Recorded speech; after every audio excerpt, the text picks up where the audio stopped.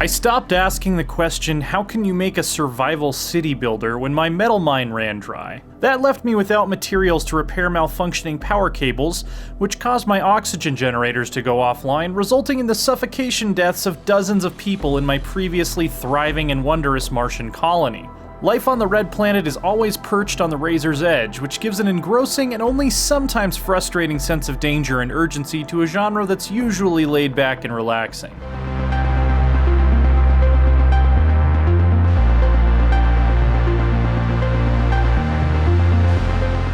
Your mission in surviving Mars is to establish a permanent population of living, breathing, potentially insane humans on a sprawling, pleasantly rendered map based on real terrain data from our planetary neighbor. This is no simple task, and you're given relatively incomplete, almost bare minimum advice on how to do so.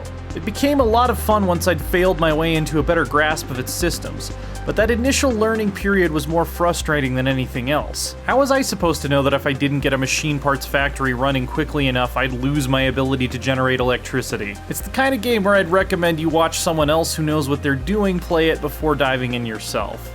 Just about everything comes down to having enough of the proper resources and the ability to get them where they need to be, creating a complex supply chain puzzle. According to Surviving Mars, people need food, water, and oxygen to live. Since resources are constantly consumed to maintain these luxuries, production needs to be kept up at a minimum baseline at all times.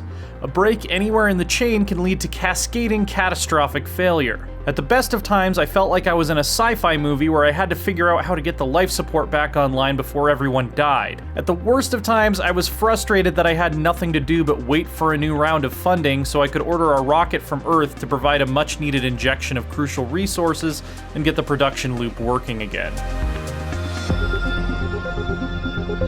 Luckily for those who would rather simply build an interesting Martian ant farm than constantly fight off a colony-wide cataclysm, there are lots of ways to tweak the difficulty. Selecting a colony site allows you to decide how abundant certain resources are, as well as how often you'll have to deal with natural disasters like meteor strikes. There are also several mission sponsors that have different advantages and drawbacks, some of which entirely change how you play. The International Mars mission is essentially easy mode, with nearly unlimited funding that makes it very difficult to fail. At the other end of the spectrum, selecting Paradox Interactive goes about as well as you'd expect having a major interplanetary colonization effort funded by a mid-sized Swedish video game publisher would go. But no matter which setting I played on, I didn't find the individual personality quirks and flaws of my colonists created much in the way of interesting scenarios. That could be partly due to the fact that I took full advantage of the ability to weed out some of the less stable applicants.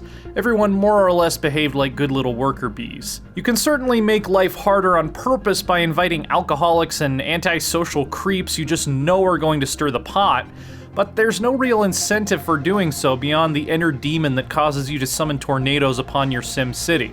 There are always plenty of healthy, hardworking applicants to choose from. It feels more like an optional novelty than a core game mechanic.